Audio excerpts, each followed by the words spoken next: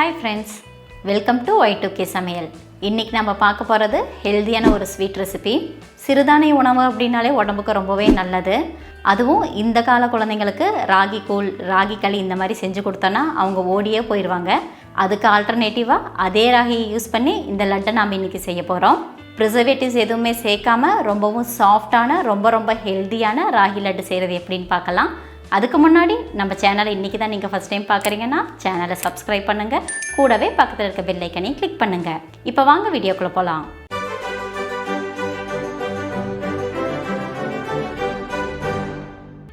First ragi laddu செய்கிறதுக்கு தேவையான sugar சிரப்பை ready பண்ணிக்கலாம். அதுக்கு ஒரு சாஸ்பேனில் 1.5 கப் அளவுக்கு கருப்பு சர்க்கரையை ஆட் பண்ணிக்கலாம். கூடவே 1 கப் அளவுக்கு தண்ணி ஆட் பண்ணிக்கலாம். நம்ம ஆட் பண்ணிக்க கரும்பு சர்க்கரை தண்ணியில் நல்லா கரைஞ்சாலே போதும். பாகுப்பதம் எதுவுமே இந்த லட்டுக்கு தேவையில்லை. கரும்பு சர்க்கரைக்கு பதிலாக நீங்கள் வெல்லம் யூஸ் பண்ணுறதா இருந்துச்சுன்னா 1.25 கப் அளவுக்கு வெல்லம் யூஸ் பண்ணிக்கோங்க. 2-3 நிமிஷம் போல் நம்ம அடுப்பை ஹை ஃப்ளேம்லேயே வச்சு குக் பண்ணிக்கணும். நம்ம ஆட் பண்ணிக்க கரும்பு சர்க்கரை நல்லா தண்ணியில் கரைஞ்சி நல்லா பெரிய நுரக்கட்டி கொதி வர ஆரம்பிக்கும். இந்த ஸ்டேஜில் நம்ம ஸ்டவ் ஆஃப் பண்ணிடலாம். அடுத்தது நம்ம லட்டு செய்ய ஆரம்பிச்சிடலாம். அதுக்கு ஒரு பேனில் 1 டீஸ்பூன் அளவுக்கு நெய் ஆட் பண்ணிக்கலாம். நெய் வேண்டாம் அப்படின்னா அதுக்கு பதிலாக நீங்கள் தேங்காய் நெய் யூஸ் பண்ணிக்கிங்க. நெய் நல்லா சூடானதுக்கப்புறம் அது கூட 1/4 கப் அளவுக்கு ரவை ஆட் பண்ணிவிட்டு வறுக்க ஆரம்பிச்சிடலாம். இதுக்கு நான் யூஸ் பண்ணியிருக்கிறது நார்மலாக நம்ம உப்புமாக்கு யூஸ் பண்ணுற ரவை தான். ஒரு நிமிஷம் போல் இது நம்ம தொடர்ந்து வறுத்தோன்னா ரவையோட வாசனை நல்லா வர ஆரம்பிக்கும். ரவை கருகாத அளவுக்கு இதை நம்ம வறுத்து எடுத்துக்கணும். இந்த அளவுக்கு நம்ம ரவையை நல்லா வறுத்ததுக்கப்புறம் அது கூடவே 1.5 கப் அளவுக்கு ராகி மாவை ஆட் பண்ணிக்கலாம். இந்த ராகி மாவு கடையில் கிடைக்கிற ராகி மாவு தான். இதுக்கு நான் யூஸ் பண்ணுறதுக்கு முன்னாடி ராகி மாவை நல்லா ஜலிச்சுட்டு யூஸ் பண்ணியிருக்கிறேன். ராகி மாவை ஆட் பண்ணதுக்கப்புறம் அடுப்பை மீடியம் ஃப்ளேமுக்கு சேஞ்ச் பண்ணிவிட்டு ரவையோடு சேர்த்து இதை நம்ம நல்லா வறுக்க ஆரம்பிச்சிடணும்.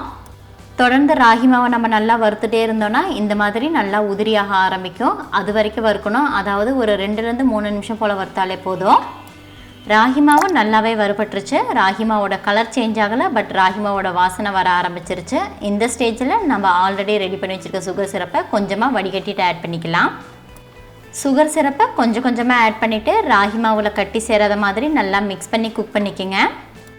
சுகர் சிரப்பை நம்ம கொஞ்சமாக ஆட் பண்ணிவிட்டு இந்த லட்டு செய்யும்போது நம்ம செய்கிற லட்டு நல்லா சாஃப்டான கன்சிஸ்டன்சியில் கிடைக்கும்.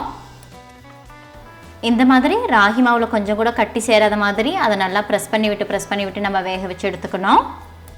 3-4 நிமிஷம் போல் நம்ம தொடர்ந்து குக் பண்ணிகிட்டே இருந்தோன்னா ராகி மாவு நல்லா கெட்டியாக ஆரம்பிக்கும். இந்த ஸ்டேஜில் இது கூட 2 டேபிள் ஸ்பூன் அளவுக்கு வேர்க்கடலையை பவுட்ரு பண்ணிவிட்டு ஆட் பண்ணிக்கிங்க. வேர்க்கடலையை ரொம்ப நைஸாக பவுட்ரு பண்ண வேண்டாம். அது கூடவே 1/2 டீஸ்பூன் அளவுக்கு ஏலக்காய் பொடி, 1 டேபிள் ஸ்பூன் அளவுக்கு வெள்ளை எள்ளை சேர்த்து நல்லா மிக்ஸ் பண்ணி குக் பண்ண ஆரம்பிச்சிடலாம். இதில் நீங்கள் வெள்ளை எள்ளை ஆட் பண்ணுறதுக்கு முன்னாடி அதை தனியாக வறுத்து எடுத்துக்கோங்க. வேர்க்கடலைக்கு பதிலாக நீங்கள் பொடியாக கட் பண்ணின பாதாம், பிஸ்தா இல்லைனா முந்திரி கூட ஆட் பண்ணிக்கலாம். நம்ம தொடர்ந்து குக் பண்ணிகிட்டே இருந்தோன்னா ராகி மாவு நல்லா கெட்டியாக ஒரு சாஃப்டான கன்சிஸ்டன்சியில் கிடைக்கும். இந்த ஸ்டேஜில் இது கூட 1 டீஸ்பூன் அளவுக்கு நெய் ஆட் பண்ணிக்கலாம்.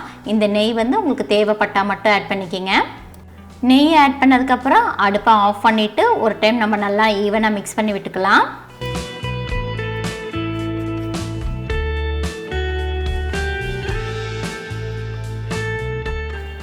அவ்வளோதாங்க, நம்ம லட்டு செய்கிறதுக்கு தேவையான மிக்சர் ரெடி ஆகிடுச்சு. இதை நம்ம ரூம் டெம்பரேச்சரில் ஒரு 5 நிமிஷம் போல் அப்படியே ஆற வச்சிடலாம். நம்ம கை பொறுக்கிற சூடுக்கு இந்த மிக்சர் நல்லா ஆறுனதுக்கப்புறம் கையில் லைட்டாக நெய் இல்லைனா எண்ணெய் அப்ளை பண்ணிவிட்டு நம்மளுக்கு எந்த சைஸில் லட்டு வேணுமோ அந்த சைஸில் இதை உருட்டி எடுத்துக்கலாம். ராகியில் கால்சியமும் இரும்பு சத்து அதிகமாக இருக்கிறனால உடம்புல இருக்க எலும்புகளுக்கு ரொம்பவே நல்லது. உடம்புக்கு ரொம்ப ஹெல்த்தியான ராகி லட்டு ரெடி. இந்த லட்டை ஒரு ஏர்டைட் கண்டெய்னரில் போட்டு நம்ம ஸ்டோர் பண்ணி வச்சோன்னா 2-3 நாள் வரைக்கும் வச்சு சாப்பிட்லாம். அதே ரெஃப்ரிஜரேட்டரில் வச்சு சாப்பிட்டோன்னா 1 வாரம் வரைக்குமே வச்சு சாப்பிட்லாம். வாயில் வச்சதுமே கரைஞ்சி போகிற ரொம்பவும் சாஃப்டான இந்த ராகி லட்டு ரெசிபியை நீங்களும் ட்ரை பண்ணி பாருங்கள்.